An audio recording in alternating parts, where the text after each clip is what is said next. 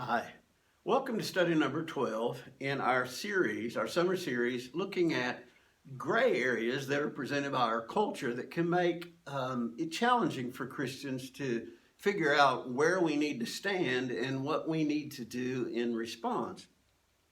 Some of those that we've talked about are things like global warming. They're so far out of our purview that it's difficult for us to know what to do, and generally when we don't know what to do, we just kind of don't do anything. And even as we talked about veganism, we're being challenged with moral wrong, and we don't always know how to respond to those kinds of things. So the purpose of these discussions is to try to give us a mindset and assurance and security in where we stand and what we believe and how to be able to present that to others.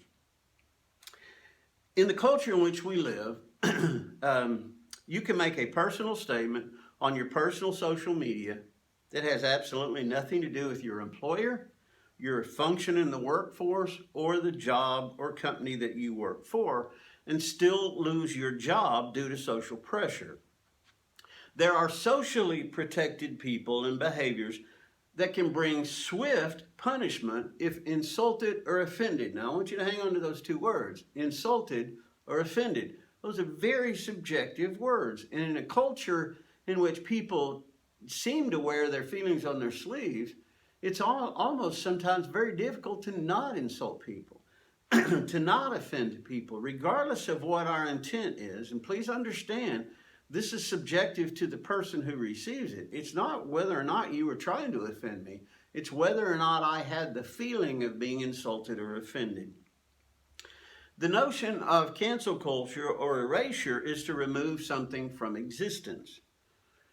It's just like using a pencil eraser to get rid of pencil marks. You don't write with a pencil and then erase to stop any more writing. You use an eraser to go back and erase what was already there, to take it out of existence, so to speak, to remove it from history. And that's part of what we're facing in our culture. And it has great import to you and me because we are, by some people's definitions, involved in hate crimes. Talk more about that in a moment. It's a form of censorship and ostracism against which there is no legal protection because it's totally social. There's a lot of misunderstanding, and I hear it quite a bit about the First Amendment freedom of speech. And the First Amendment to the Constitution, part of the Bill of Rights, does grant, among other things, the right to free speech. Now, that amendment states the following: Congress shall make no law respecting establishment of religion or prohibiting the free exercise thereof or abridging the freedom of speech or of the press or the right of the people peaceably to assemble and to petition the government for a redress of grievances. Now, there's a lot included in that, and naturally those words are not defined for us, and that's what the courts keep coming back and doing because our Congress seems to not be interested in doing that. What this amendment does is gives freedom from government's response, from government intervention. Congress shall make no law. It does not give us the freedom to speak to whomever we want to and be okay or protected or whatever. There is no freedom of being heard. I don't have a right to be heard. I have a right to speak. The only laws that protect your freedom from others, your freedom to speak your mind, are those against slander, libel, assault, etc. So the only way you're protected in the social sphere is if someone lays a hand on you, says something that is patently untrue about you, writes something that is patently untrue about you that you can demonstrate is untrue. Then those general laws about just social interaction, they come into play. But other than that, there is no protection socially. There is protection legally from the government. But guys, sometimes that's not our biggest concern. When someone can take away your job and your ability to support your family and your kids, etc., sometimes that can be more frightening, or at least exert more pressure than a fear of being prosecuted.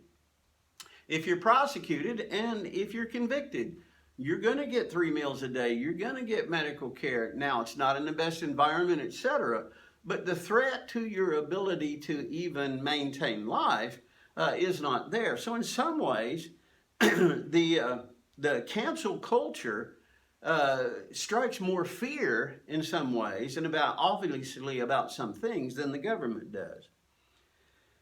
The rise of hate speech has had a very chilling impact on people's feelings of security to publicly speak what they believe. Hate speech is generally defined as speech that offends, threatens, or insults groups based on race, color, religion, national origin, sexual orientation, disability, or other traits. There's 2 sets of pivotal words that I want you to see in this definition, because this is going to have impact on what we're going to be talking about.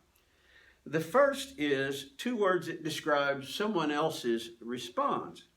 A speech that offends or insults groups. It doesn't talk about your intent. It talks about how somebody responds to it, but you'll notice there's no definition of what it means. And in a culture in which folks are wearing their feelings on their shirt sleeves and get offended about just about anything, the opportunity to say something that might be totally innocent, yet someone else finds offensive, that has a chilling effect. And we all know that that's the case here. We all know that it doesn't matter what your intent was. If someone is offended by what you say, then you can be canceled. The other 2 words, the second set of words that I want you to look at in that list, is religion and sexual orientation. I don't think any of us run the risk of, now some could, but we shouldn't. We run the risk of talking about someone's natural origin, their disability, their race, or their color. We should never be guilty of saying racist things or things having to do with someone's national origin, things over which they have no control, or someone's disability. For this, I don't think that's an issue. But religion and sexual orientation both have come into our wheelhouse, so to speak. So what it's basically saying is to speak against someone's religion to the point where they feel offended or insulted or threatened is hate speech. And hate speech, as we looked at the opening, can cause you to lose your job.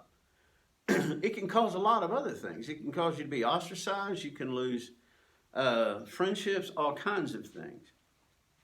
So religion and sexual orientation have become protected classes and behavioral lifestyles. Now, let's look at a little context of how do we get to this point, and how do we get to where very possibly the greatest fear we face in terms of what we say involves this area of being erased, of attempted on a social level to be gotten rid of.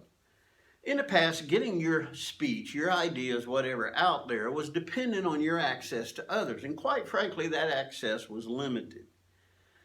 In the Old Testament, you might go down the city gates to find out what's going on, to get news, to get information, to get interpretation of law, etc. You might involve yourself in that discussion. And probably if you're older, you would. Probably if you were younger, you wouldn't so much unless you had a question, etc. Because remember, in Jewish culture, if you're under 30, you're not considered to have any wisdom at all. So you're not going to be sitting there sharing your ideas because they wouldn't be respected or accepted. That's generally where information. So we move up to town criers, that folks who would walk through town and holler at the top of their voice, proclamations or laws that have been changed or things like that. And other than town criers, you would go to social gatherings, and information, what we call news, would be transferred by word of mouth. With the advent of the printing press, now information, news, truth, whatever you want to call it, they are all lumped together, is now can be presented very quickly, relatively, and very broadly. But the issue with newspaper and later broadcast media was access and editing. You see, in order to have access, newspapers are very limited in how many column inches they had. Television program, broadcast news, very limited about what news matters they can cover in the time given. Therefore, what you have in both cases, you have an editor who determines what gets in and what gets out. So the editor's bias would come across in, I'm going to choose this, but I'm not going to choose this. As news became more global, the access became more crowded. Even to the extent today, it's amazing to get onto the local news. You have to do something fairly extraordinary or fairly just out there in order to be included, even in local news, radio, TV, whatever. And in fact, still today, it's amazing if you're on the news. If you're on the news, you're going to tell your friends, tune in at 6 because they interviewed me, or they demonstrated this, or they demonstrated that. What that demonstrates is you can't just walk into a broadcast organization or a newspaper and say, I've got something I want to share. Now, if you do, you're going to have to pay for the time to do that, and the rates are extraordinarily expensive, or you get marginalized to a time when nobody is watching. So access and editing were very much an issue in those media. But the internet changed all of that. The internet equalized the playing field. Editors no longer control what was presented.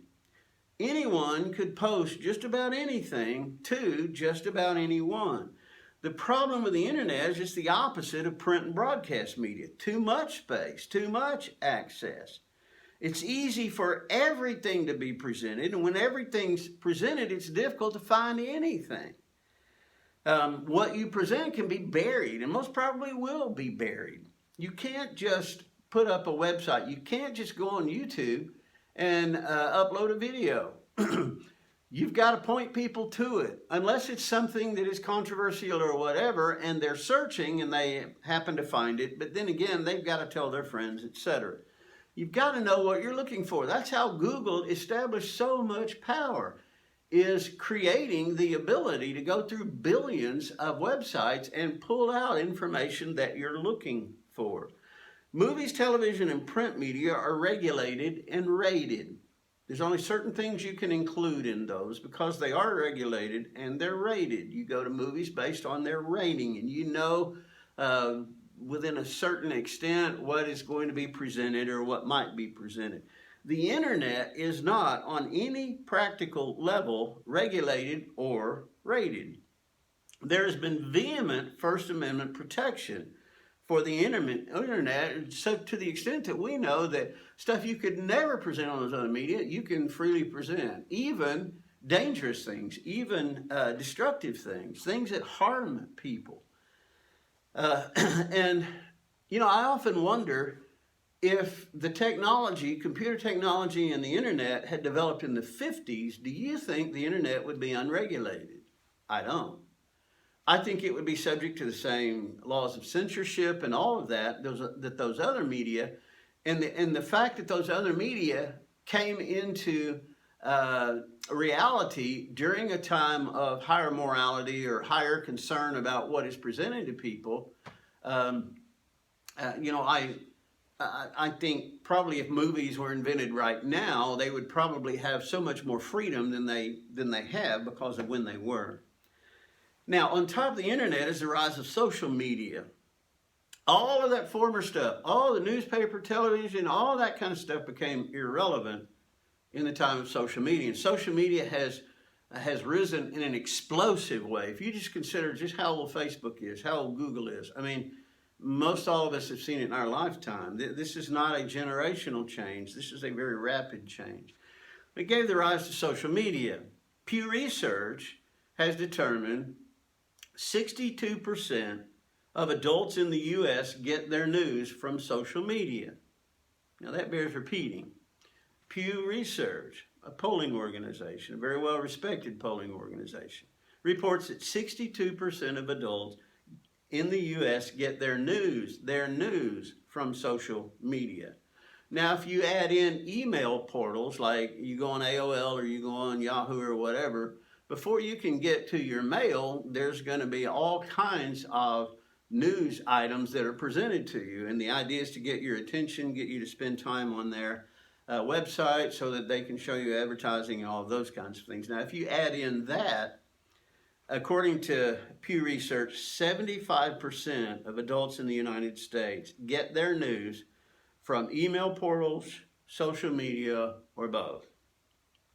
If you get your news from TV, radio, or newspapers, not only are you in a 25% minority, you're not current. Now, if you want to prove that to yourself, go to one of those portals. Go to yahoo.com, and up the top, there is a list of things that are trending. Look at what's trending and come back an hour later, and you're going to see that list. Most probably everything on it has changed, unless there's something of extreme interest to people. It's constantly changing. News is constantly coming in. So if you're getting your news at 6, it's already dated. By 10, I mean, it's dinosaur. Now, the thing about social media, up until recently, and this hasn't changed, but there's beginning to be grumblings for change. Up until recently, it was user regulated. There was no editing. No one decides what you see within certain parameters, and I'm talking about information. There was a blend of reporting and social influencing. Many alternative journalists, and that's what you see on generally on social media, etc. They want to be influencers, not reporters.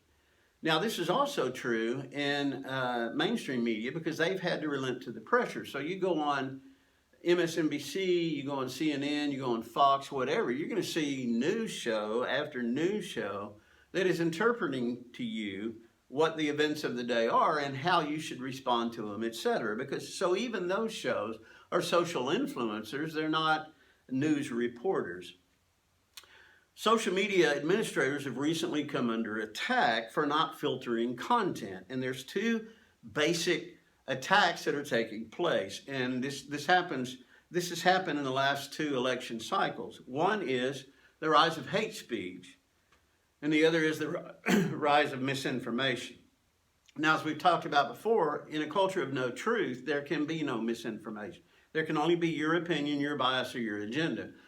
But what this has brought about is there are folks with an agenda who do not want another agenda presented. There are folks who are putting pressure, just like they put social pressure on anybody who tweets an idea they don't like or who puts on Facebook an idea they don't like.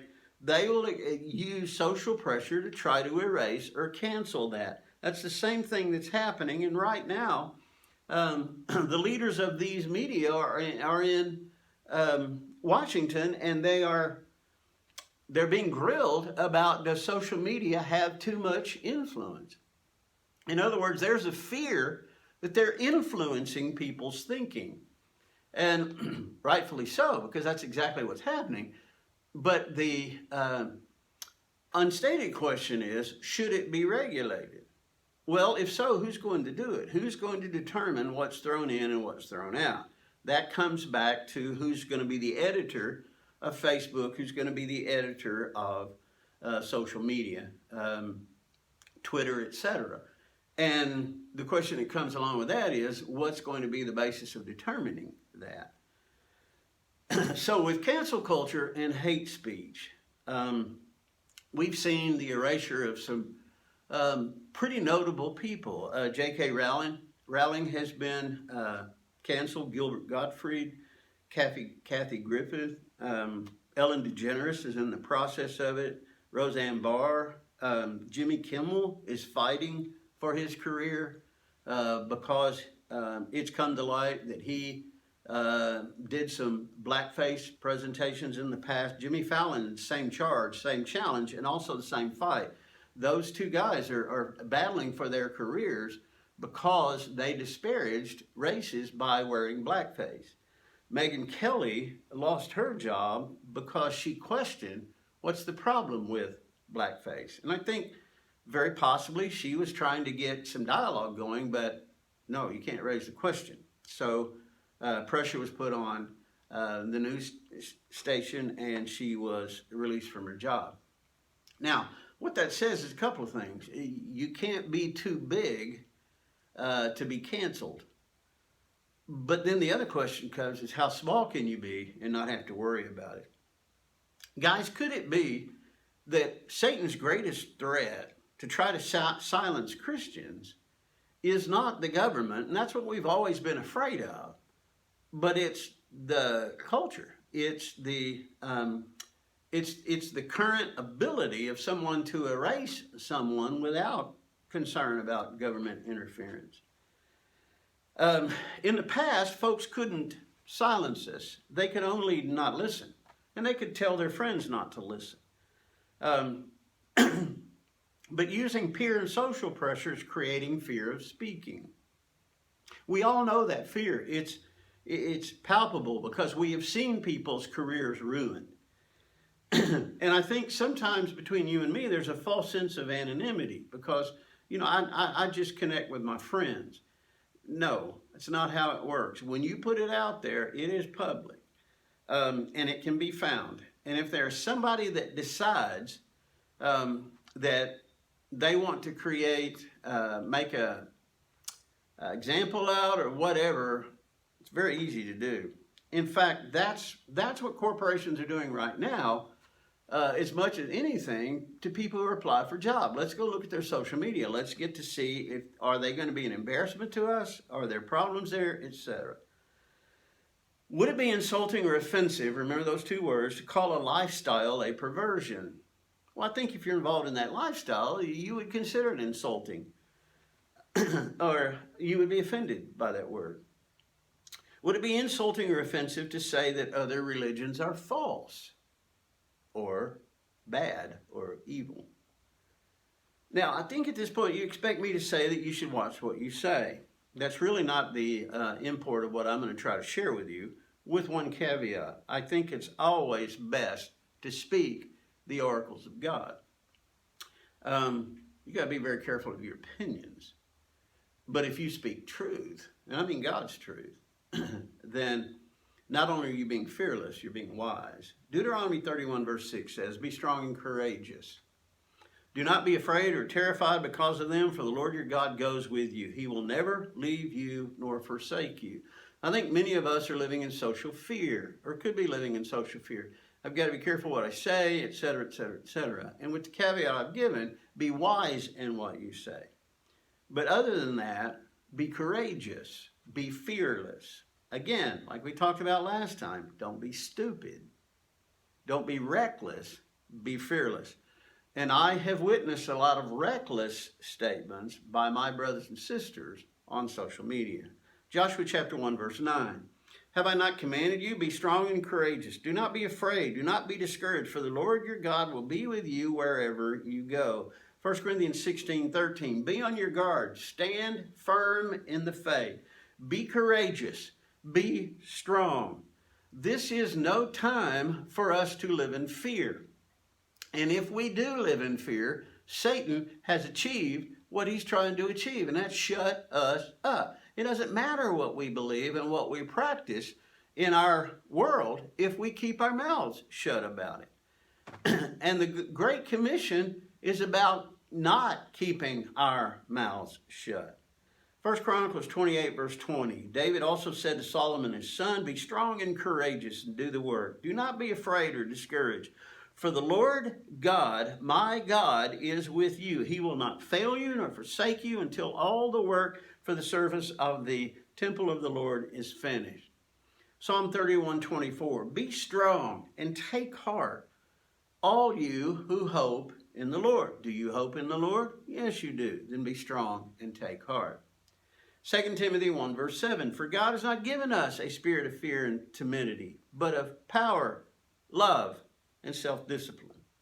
2 Samuel 10, verse 12. "Be of good courage, and let us be courageous for our people and for the cities of our God. May the Lord do what seems good to him." Now, in a minute, I want to talk about the cost of courage. I want to talk about counting the cost, because honestly, we really haven't had to do that very much in the past. But here is a statement: "Be of good courage. Let us be courageous for the people and for the cities of our God." And may the Lord do what seems good to him. This is kind of like Shadrach, Meshach, and Abednego. If God wants to save us from this furnace, he can. And if not, we're still going to serve him. It's that kind of courage that God's ultimately going to take care of us. Now, he's either going to save us from the fire, or he's going to use the fire as a way to bring us home. As we talked about last week, Daniel 10:19, and he said, O man greatly loved, fear not, peace be with you, be strong and of good courage. And as he spoke to me, I was strengthened and said, let my Lord speak, for you have strengthened me. Part of the reason I want to share this, part of the reason I shared what we looked at last week is I think we live in a culture of fear. I think we can easily be intimidated to fear. And I want to remind us, I hope that the words of Scripture will strengthen us. And that God's words will be, as Daniel said, let my Lord speak, for you have strengthened me. Acts chapter 4, verse 15. Here's two guys threatened to being canceled, threatened to being erased. But when they had ordered them to go outside of the council, they began to confer with one another, saying, what shall we do with these men? For the fact that a noteworthy miracle has taken place through them is apparent to all who live in Jerusalem, and we cannot deny it. But in order that it might not spread any further among the people, let us warn them to speak no more to any man in this name. When they had summoned them, they commanded them not to speak or teach at all in the name of Jesus. But Peter and John answered and said to them, whether it is right in the sight of God to give heed to you rather than to God, you be the judge. For we cannot stop speaking what we have seen and heard. And when they had threatened them further, they let them go, finding no basis with which they might punish them on account of the people, because they were all glorifying God on what had happened. They're threatened to be erased. They're threatened to be silenced. And their response was, do what you got to do. We're going to do what God has told us to do. Men of great courage. Now, this is Peter, who had foot and mouth disease, as we've talked about, and here he is standing up. And I go back in my mind when Jesus said, you're called Simon, you shall be called Rock. Here's the rock. You do what you got to do. Now, that's not being cavalier. That's being fearless, because there's nothing they can do to them. So what should we do as Christians? First thing I recommend to you is prepare your mind. Be roused from a passive sleep and a denial about what's going on in our culture. I don't want to remove your hope that things are going to change, things like that. But they're not going to change without our voices, without us speaking out. But if you look through history, when any nation, even Israel, has gone into apostasy, has gone into depravity, they don't turn around. Even in the case of Josiah, who brought about a tremendous restoration of the law and all that, it only lasted through his life. And immediately the people turned back, because that's what they wanted. So I think we've got to get realistic about the situation we're living in and how it's changing. We can't afford a bunker mentality. We can't afford to be stupid, and we can't afford to be fearful. Now, we need to go back and count the cost. Again, some of us have only had to pay for our Christianity with the embarrassment of standing up before a group to be baptized. In the past, I've seen in some situations that was the greatest fear people had of becoming a Christian is, boy, I have to stand up in front of the whole group and be baptized. I've known of people that asked to be baptized in private because they were afraid of that. Now, if they're afraid of making the proclamation and all of that, and understand, I don't mean just the confession, but the proclamation, because the best sermon about the gospel is when someone is baptized. Without a word, they demonstrate the gospel. And if we have a fear of that, if we have a fear of that proclamation, what happens when we really get persecuted?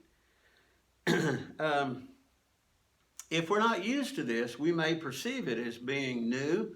We may perceive it as being deadly, all of those kinds of things. Guys, what I want you to understand, Jesus predicted a cost of discipleship, and payday has begun.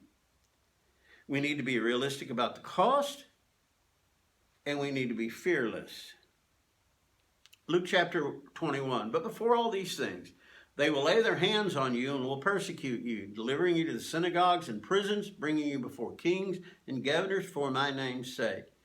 It will lead to an opportunity for your testimony, to make up your minds not to prepare beforehand to defend yourselves. For I will give you utterance and wisdom, which none of your opponents will be able to resist or refute. But you will be delivered up even by parents and brothers and relatives and friends, and they will put some of you to death. You will be hated by all on account of my name. Yet not a hair of your head will perish.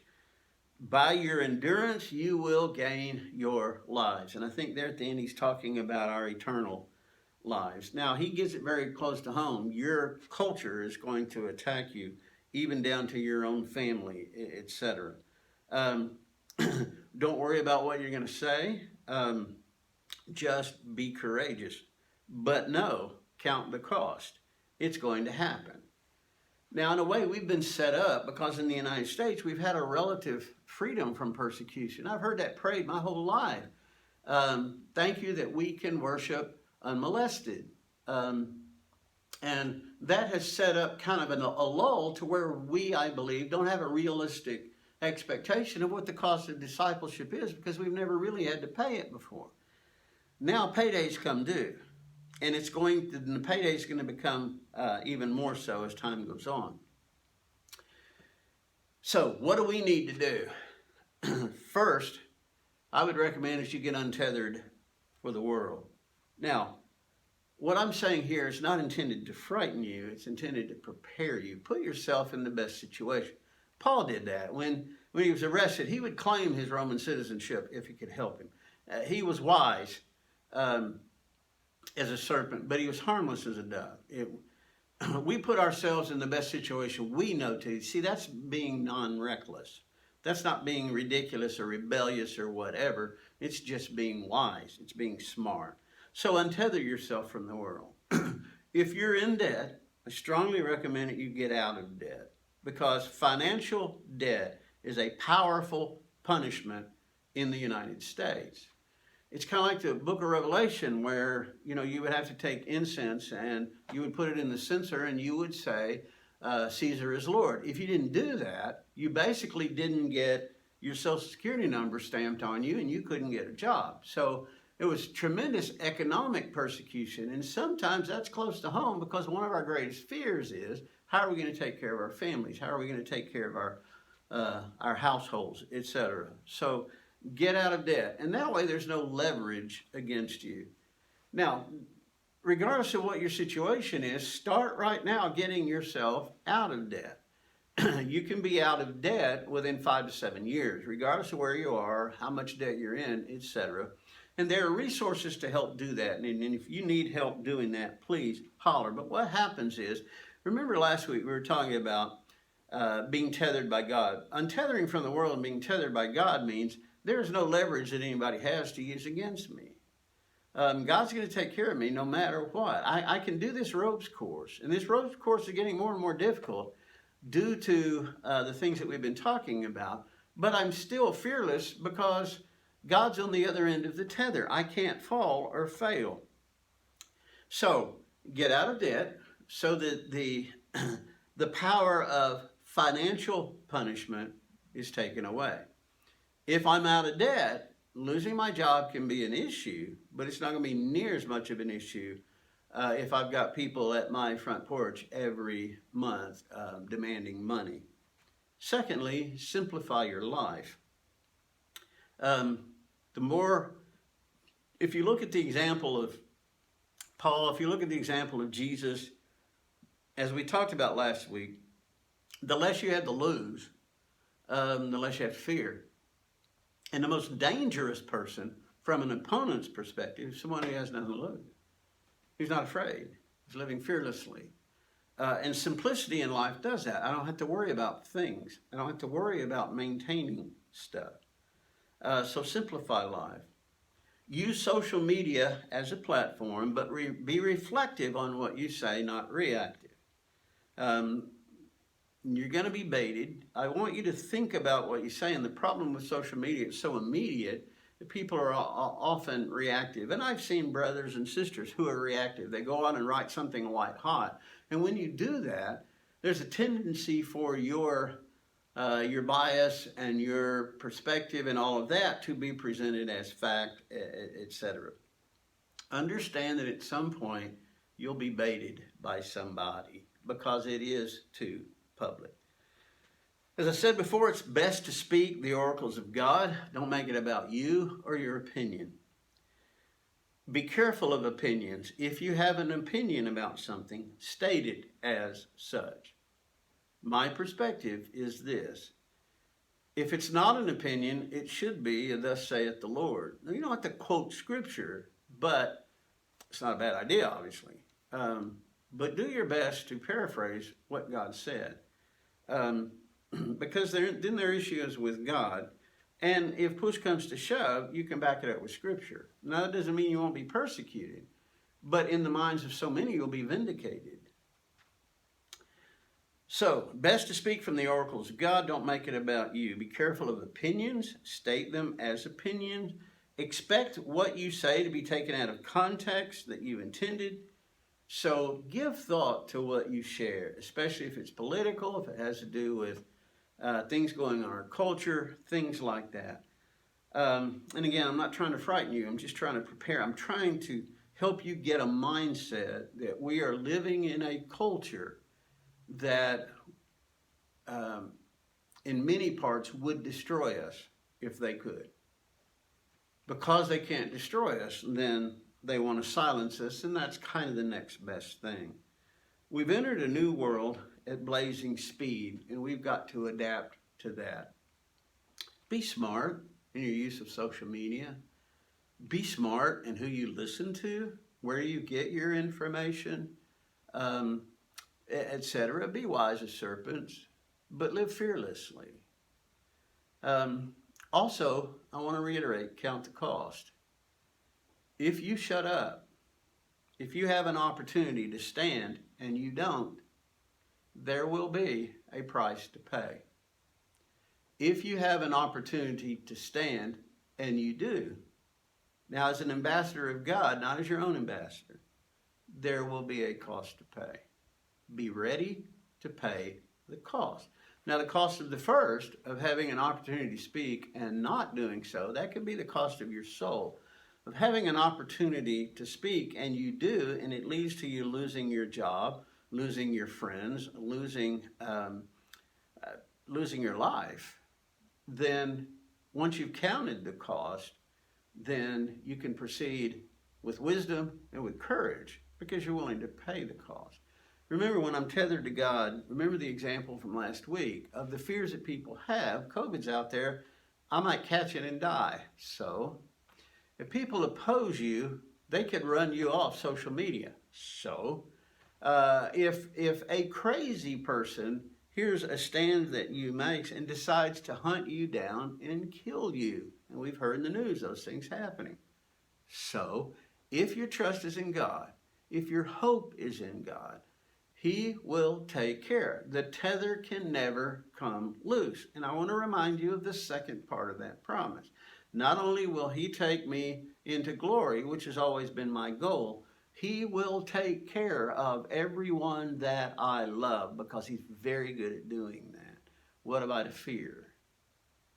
Now, can you be erased? Socially. Can you be erased? No. And you know what? Even if you're killed, your voice will reverberate, especially among those who respect the fact that you are willing to die for what you believe, because how many people are? You don't see that kind of courage anybody. But if you demonstrate it and I demonstrate it, the world will see something different. Then they may ask us for a defense of the hope that we have, because that hope is demonstrated in courage. God be with us. God help us to be the people that we need to be. Live smart. Don't live in fear. And in a culture that is going to cancel you, and this may sound flippant, but I don't mean it that way, bring it on. That's what Peter and John said to the Sanhedrin under the threat of death. You guys do what you got to do. We're not going to stop doing what we have to do. God bless you. Have a great day, a great tomorrow. Be strong. Be courageous. God fights our battles. We can't lose. And guys, we can never be silenced, because the legacy of what you say and live will reverberate to people who say, you know what, that makes sense, and I'm glad she said that, I'm glad he said that. I love you. I miss you. Thank you for allowing us to spend this time together. God bless you in all that you say and in all that you do.